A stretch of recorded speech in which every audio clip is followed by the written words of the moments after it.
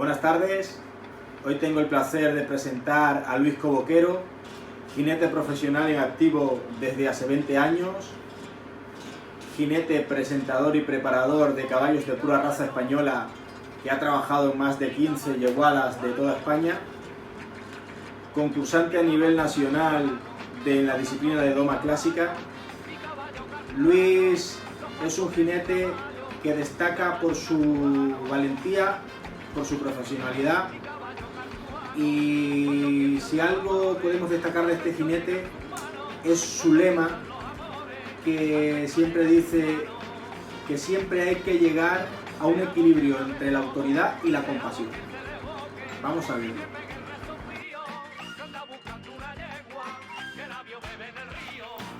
Bueno, lo que se busca en un caballo cuando va a comprarlo, caballo, potro o los sementales para criar, para cuando quieres criar un potro bueno, yo principalmente el carácter. El carácter es la personalidad de cada animal y su forma de comportarse, eso es al final lo que se define como carácter, ¿no? Entonces, que sea un caballo agradable, un caballo que se deje, que tenga, en principio, que se le vea la voluntad, ¿no? Que sea dócil. Eso es principalmente, yo creo que todo el mundo sabe lo que es un buen carácter, ¿no? Principalmente lo que busco. Después, pues una talla buena, un caballo que tenga una talla buena, en función de la disciplina que vaya a realizar y en función de su jinete también, ¿no? No es lo mismo un caballo para una persona de 1,85 que para una persona de 1,70. Hay unos límites por arriba y unos límites por abajo. Un caballo de 1,55 para una persona de 1,85 casi que no lo transporta bien, que es que no puedes dar las ayudas bien, te ves muy limitado. Y al revés, pues es lo mismo, una persona de 1,65 con un caballo de 1,80, pues casi que también es un poco... Que todo se puede, pero es mucho más complicado, Entonces, en función de la disciplina y de la talla del jinete, pues buscaría un caballo con unas medidas determinadas, ¿no? Después, la voluntad, evidentemente, cómo no, pero la voluntad es una cosa que no se sabe hasta que no prueba el caballo. La voluntad, lo que sí yo tengo muy claro, de muchos años montando caballos, la voluntad es fría. La voluntad la tiene que sacar un caballo en frío, relajado. Es el caballo voluntarioso. Cuando le das 3 veces con la fusta y 2 veces con la espuela, todos van para adelante. Pero eso no es voluntad. La voluntad es en frío, un caballo centrado y frío. Muchas veces el mal genio hace que los caballos se pongan ahí adelante y que vayan, pero al final van con demasiada tensión y no queda bonito, no funciona. La voluntad, desde mi punto de vista, es como el valor, es frío. Cuando te ves encerrado, todo el mundo, por ejemplo en el valor, ¿no? En una persona, cuando te ves encerrado todo el mundo se defiende. Es normal, es tu instinto, pero el valor verdaderamente es frío. Cuando un tío en frío es cuando tiene que tomar una decisión, valiente o no. Pues la voluntad de los caballos, en mi punto de vista, es lo mismo. Después el físico, evidentemente, un caballo que tenga un físico bueno, que tenga un físico que te permita realizar la disciplina que quieres hacer. Bueno, si es un caballo de paseo, pues no hará falta un caballo con un físico tan fuerte.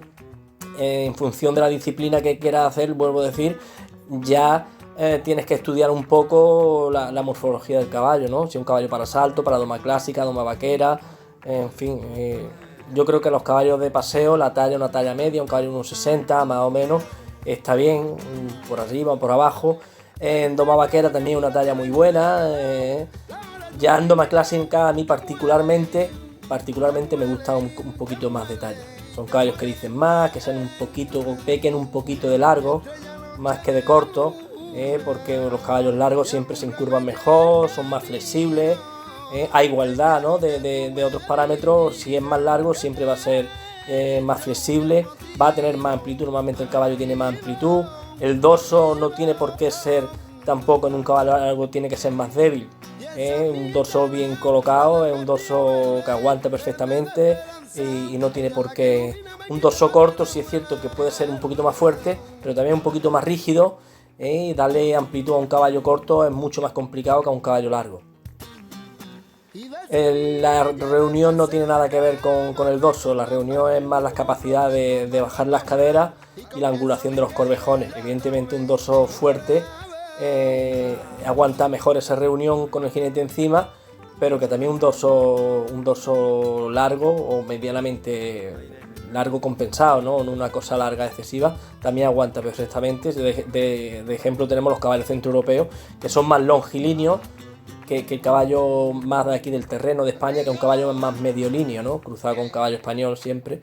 Eso es lo que más o menos se busca en un caballo. Y la genética también es muy importante. Saber quiénes son los padres o los hermanos, por lo menos tener una referencia, si no bien por escrito, por un pedigrí, por un registro, pues por lo menos de oída, de conocida, de decir, por lo menos conocer los padres, hermanos, si hay algún caballo de la zona, que sepamos por lo menos qué es lo que han hecho, su carácter, su condición, si son caballos que se han dejado, que no se han dejado.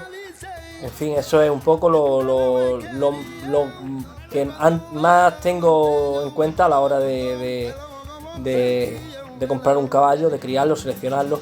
Pelo y eso pues me da exactamente igual, no tengo predilección por ningún pelo ni nada, ni raza ni nada. Sí es cierto que debes de saber que cada raza tiene una serie de características, por ejemplo el puro sangre inglés, son caballos más excitables, no todos.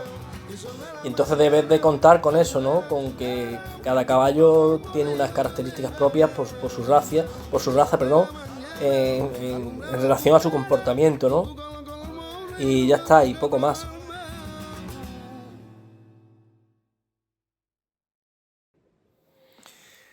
El filete desde mi punto de vista, desde el minuto 1 yo utilizo filete en el caballo. En los potros pongo un filete de vulcanita, que es mucho más agradable, para que el caballo ya vaya sintiendo el contacto de las riendas fijas, o en un momento dado de riendas largas, que también me gusta trabajar los caballos riendas largas al principio. Siempre acompañado de la serreta, ¿no? Que también tenga siempre ahí un poquito de más seguridad, y también en un momento dado para preservarle un poquito los asientos al caballo, ¿no? Cuando él no sabe, puede pelear un poco, pues siempre es más fácil un poquito, ¿no? Con la serreta también. Pero del minuto 1 filete de vulcanita, después paso a un filete de oliva hueco, que también es un filete que pesa poco, que es agradable. Ya pues mucho depende del caballo, de 3 piezas, de 2 piezas. Y ahí poco a poco pues voy basando la doma del caballo en buscar el contacto hacia adelante, y sobre todo un error, de mi punto de vista, un error que se comete mucho, por eso mucha gente no utiliza el filete, es porque creamos mucha más impulsión de la que la mano puede sostener. Entonces tenemos la necesidad de agarrarnos al caballo. Entonces, claro, no podemos con el caballo porque lo estamos poniendo demasiado hacia adelante. Siempre oímos, sí, los caballos deben de ir hacia adelante, pero hasta un punto. Hasta el punto en el que la mano pueda controlar. Lo demás es contraproducente. Y entonces un caballo tiene que ir poco a poco, se tiene que poner hacia adelante poco a poco, no el primer día, ni la primera semana, ni el primer mes, ni los primeros meses. Evidentemente tiene que empezar desde el primer día, pero poco a poco, siempre lo que la mano pueda sostener, Entonces al final con una impulsión justa, una media parada, el caballo aprende a quedarse. Es una técnica, no es la fuerza. No quiero decir con esto que el que utilice los hierros esté utilizando la fuerza, no quiero decir esto. Quiero decir que muchas veces sí se utilizan los hierros porque se desconoce lo que es el sistema, lo que es la equitación en sí. Entonces hay que ir siempre poco a poco, de atrás hacia adelante, empujando el caballo, recibimos en la mano, hay un contacto y lo mantenemos ahí, él se apoya y va ahí, que no va muy hacia adelante, bueno, mientras vaya hacia adelante y no sea peligroso, que el caballo se quede debajo nuestra y busque defensa, mientras el caballo rompa hacia adelante y vaya con afán de avanzar, es suficiente, se va apoyando, entonces el caballo va cómodo. Cuando empujamos mucho, nos agarramos, ya el caballo empieza a coger temores, no quiere buscar el contacto, en fin, sí es cierto que ya después en ejercicios mucho más avanzados y cuando avanza la doma, pues hay que poner embocadura o hierros vaqueros o bocados normales, ¿no? Como para doble embocadura, o un pelan o algo. Cada caballo es un mundo, sobre todo, más que nada, por su constitución. Las bocas, yo soy partidario o pienso que las bocas son todas iguales. Un poco más sensibles, un poco menos, evidentemente, no literalmente todas iguales, pero que siempre una mala boca normalmente es el reflejo de un problema por atrás, de un problema físico, un mal dorso, unos malos pies, algo, un dolor, un exceso de presión, algo. Entonces cuando surge eso, pues tenemos que recurrir a un poco a la palanca, a los hierros. Pero cuando tú empiezas un caballo desde cero y vas poco a poco con él y se te hace cómodo, el caballo va colaborando, está contigo, siempre relajado, porque no olvidemos nunca que el primer escalón de la escala de entrenamiento es la relajación. Relajación, ritmo, entonces hay que mantenerse mucho tiempo en ese escalón. Incluso en caballos superdomados siempre empezar por ese escalón. Y al final el filete es fácil de manejar. Y ya pues evidentemente, bueno, yo he aguantado muchos caballos de 1 año y 2 años y casi meterse en nivel San Jorge con el filete. Han tenido buena boca, han colaborado, se le han hecho las cosas bien y casi que muchas veces después le pone la doble embocadura y como que no siente el caballo. A mí particularmente me gusta sentir la boca del caballo en la mano. Me gusta que el caballo tire un poquito, que se conecte y sentirlo. Hay muchos caballos que se conectan también muy bien conectados, pero bueno, hay jinetes que prefieren dejarlo un poquito con menos contacto. A mí me gusta sentir un poquito de fuerza, un pelín. Prefiero sentir un poquito de fuerza en la mano a que se me quede un poquito detrás, que lo veo un poquito más perdido. Y en fin, y poco más. Para mí esa es mi opinión y respeto la opinión de todo el mundo como es normal.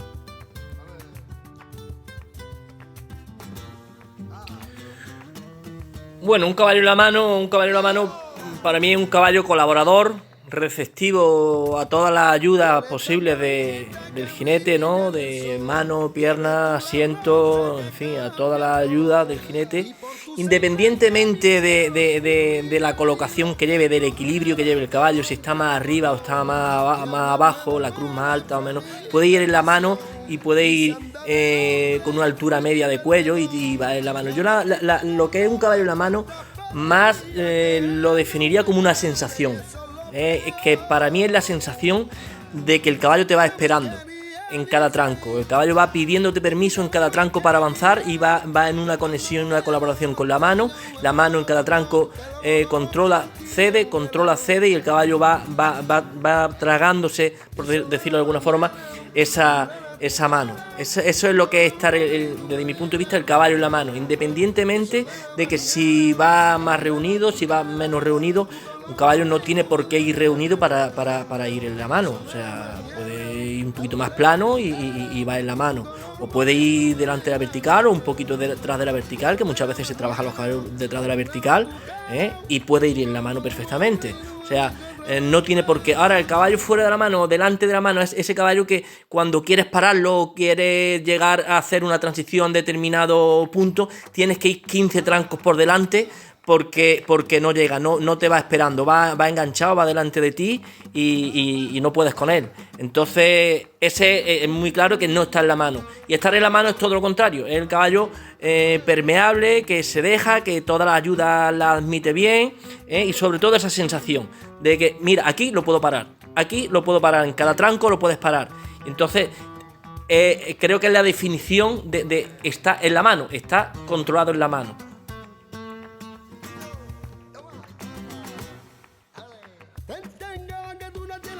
El carácter de un caballo, pues bueno, creo que lo he comentado en la primera pregunta. Lo más importante, prácticamente lo más importante. La escala del 1 al 10, pues el 10. Porque al final es eso, es lo que te permite disfrutar de un animal, poderlo entrenar, poderlo domar, poderlo dejar en cualquier sitio, subir al remolque, bajarlo al remolque. En fin, son mucho más colaboradores los caballos con buen carácter que con más carácter, evidentemente. Entonces, ya digo, un caballo con buen carácter vale para todo. Para todo. Si no vale para una cosa, vale para otra, pero al final tiene un caballo que le sacas provecho. ¿Hasta qué punto se considera buen carácter o mal carácter? Pues eso ya es otra cuestión. O bueno, si no lo tiene bueno del todo, pero tiene otras cualidades, pues vale, también sirven, también es muy viable, ¿no? Lo malo cuando ya hablamos de un caballo con un carácter malo, agrio, un caballo simplemente no tiene por qué ser malo, tener mala condición. Son caballos muy asustadizos, a lo mejor pues te puede crear problemas. El carácter, el buen o el mal carácter no es solo la buena o la mala voluntad, ¿no?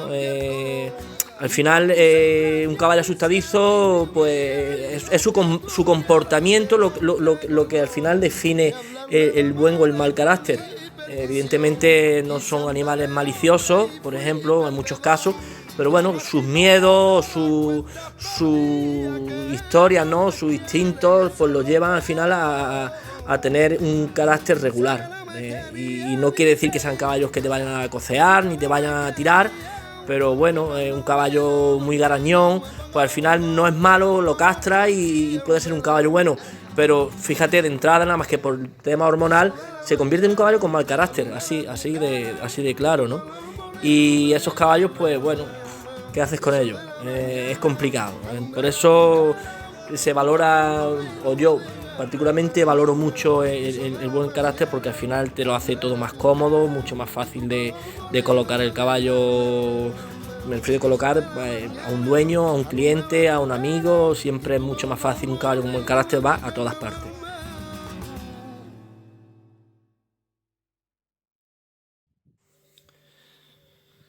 De centeno, de fibra, asiento profundo, asiento plano, principalmente una montura, de mi punto de vista, lo que tiene que es ir cómodo el caballo con ella y el jinete.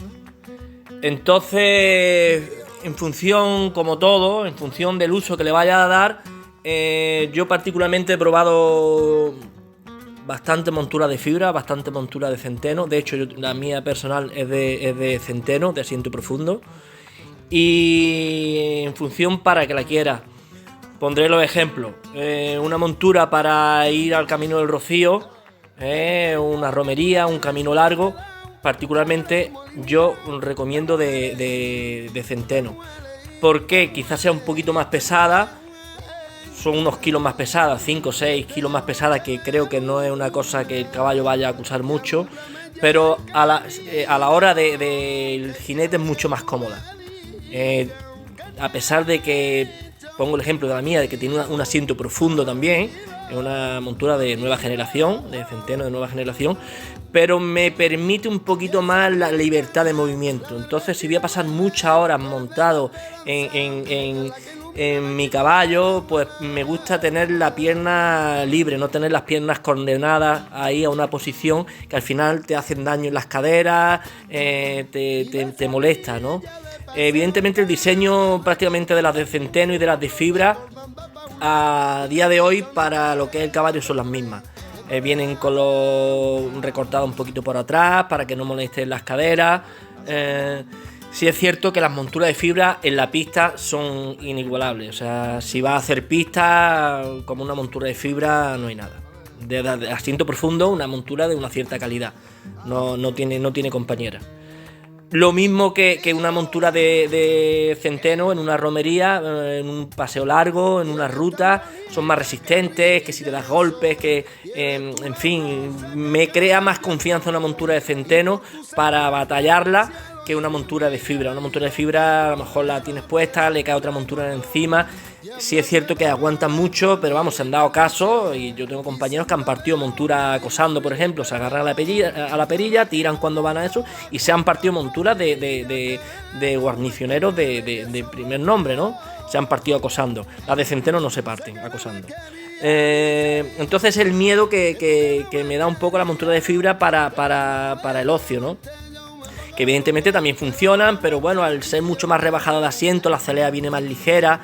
Es cierto que va mucho más profundo, bueno, mucho más, no, estoy hablando mal, mucho más profundo no vas, quizá un 15% más. Yo la montura mía particular de Centeno, yo tengo un contacto buenísimo, puedo hacer doma con ella en la pista. Sí es cierto que me falta un pelín, que cuando has probado las de fibra, pues evidentemente no la superan, no puedo superar nunca la de Centeno a una de fibra en la pista. Pero en fin, ya digo, en función de lo que la vayáis a utilizar.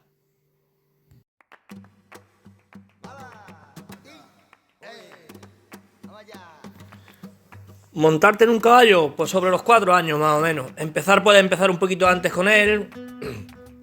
3 años, 3 años y medio, darle cuerda, un manejo, ramal, si no está ramaleado ya de antes. En fin, un poquito ahí trasteándolo, poco a poco. Pero empezar a montarte y a darle ya un poquito de batalla a los 4 años, ¿no? Todos los caballos, unos caballos se cuajan antes, otros se cuajan después. Depende de la raza, de la edad, de la talla. Son muchas cosas las que influyen. Se ve cuando un caballo está un poquito ya embarnecido, un poquito hecho, pues ya se ve el cuerpo, ¿no? Y más si lo has criado, que lo estás viendo crecer.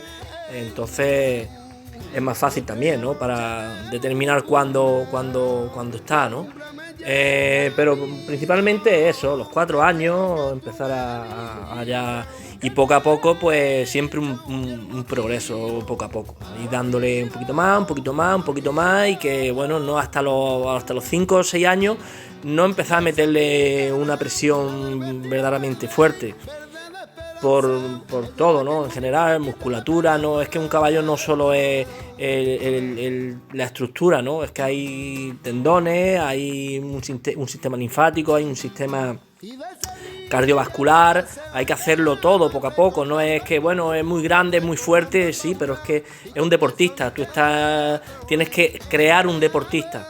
Tienes que hacer un deportista. Eso es como si quieres que un niño con 14 años empiece a correr carreras de fondo, de ultrafondo, maratones. No está preparado, sí, será muy rápido corriendo, tendrá muchas cualidades, pero hay que hacerlo, sobre todo si quieres llegar en el tiempo con él, ¿no? Si quieres tener un caballo a lo largo de muchos años, que esté sano, tanto física como mentalmente.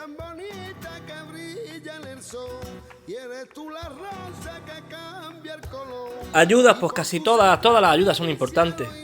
Unas un poquito más, un poquito menos, depende en el punto de doma que esté el caballo. Al principio, pues bueno, evidentemente tienes que andar un poco más con las manos, con las piernas, el asiento, pues casi que todavía el caballo no sabe transportarte, está un poquito torpe. Y no le llega, el caballo no está en disposición, no está en equilibrio, entonces el asiento no influye tanto sobre él. Pero bueno, basar más la equitación, que al final sea el asiento el que controle el caballo. Porque cuando el caballo está en equilibrio, tu asiento al final lo que hace es equilibrar o desequilibrar en función de tu interés, ¿no? De que era el caballo con la cruz más alta, pues te echa un poquito más atrás, te ayudas con la mano y el caballo pues está aliviando el tercio anterior.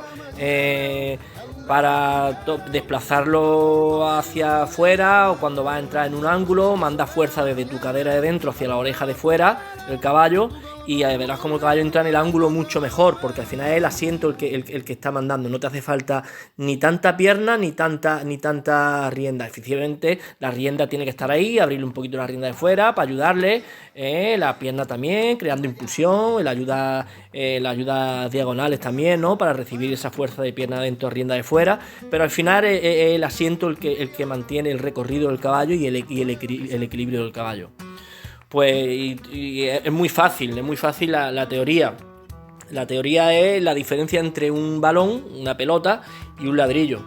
Un ladrillo pues te hace falta mucha fuerza para moverlo, tienes que hacer mucha más fuerza, movimientos muy bruscos, y un balón simplemente te monta a lo alto de una pelota y con la cadera simplemente lo desplaza donde quieres, lo pones, que tú te echas hacia atrás, el balón sale hacia adelante, que te echas hacia adelante, el balón sale hacia atrás, y así tanto a izquierda como a derecha. Entonces la clave está en poner el caballo en esa actitud, en la actitud de redondo, la actitud de una pelota, y que sea el asiento el que al final diga izquierda, derecha, adelante, atrás, arriba o abajo.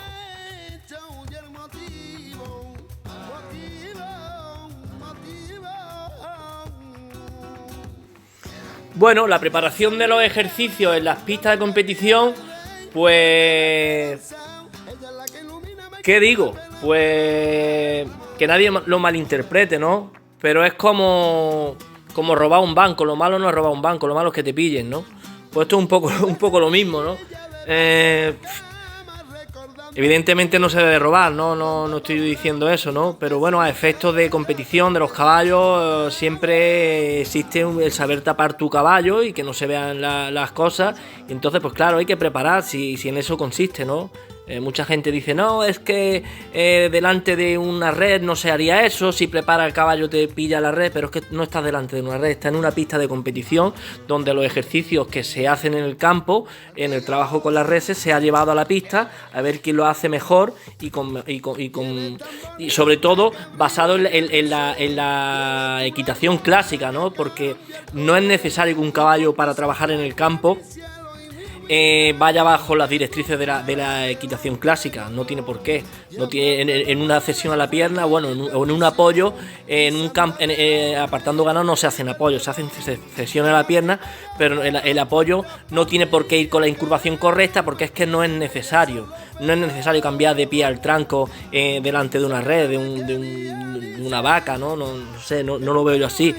¿Qué pasa? Que se han llevado esos ejercicios a la pista y se trata de hacer con la mayor perfección posible, y puesto que hay que hacerlo con la mayor perfección posible, pues es normal que el jinete prepare y haga ejercicio de preparación, oye, donde no se ven. Oye, si yo cojo un circulito antes de hacer un apoyo, hago mi circulito pequeño, pongo mi caballo descontraído y hago mi apoyo, oye, pues ¿por qué no?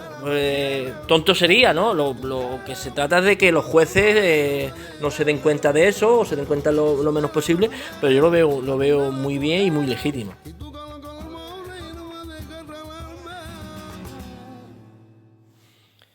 ¿Invertir más tiempo en el jinete o en el caballo? Pues en función de quien más falta le haga, ¿no? En función de quien más falta le haga.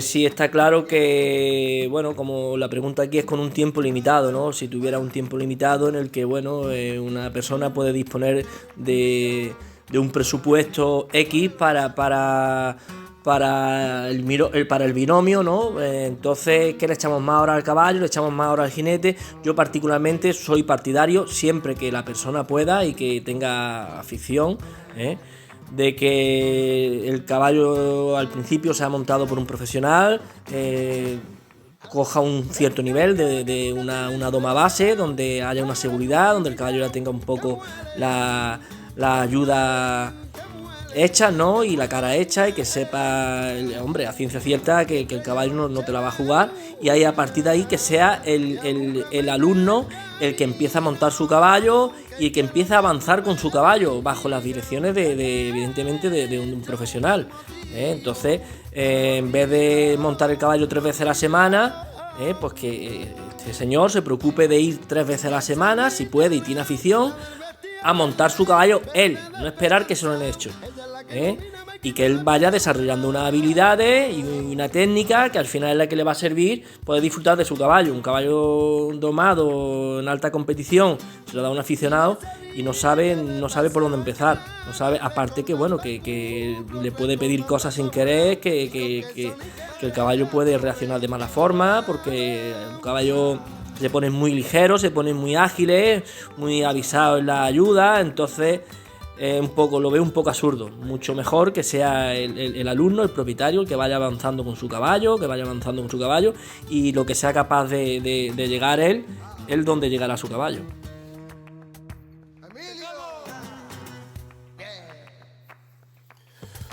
Bueno, pues cualquier aficionado que me esté oyendo, simplemente decirle que aprendan a querer a los caballos, a respetarlos, a cuidarlos, a entenderlos, que la mayoría de las veces somos nosotros los que fallamos.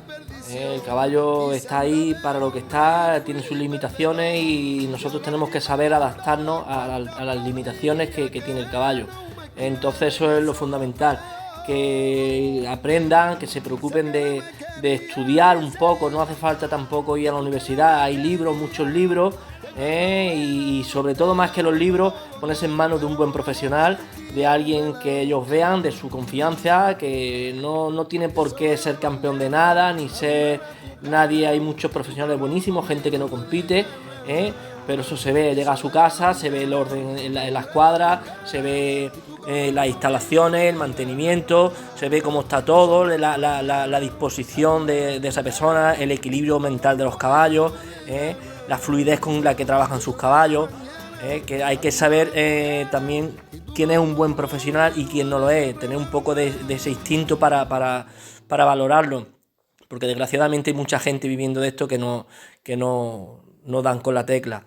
Entonces, que esa persona se preocupe un poco de aprender y sobre todo de dejarse guiar por la persona que sea de su confianza, que lo contraste antes, con su allegado. Mira, pues esta persona puede ser, pues esta no puede ser, y a partir de ahí pues que cierre los ojos y que lo que él le diga.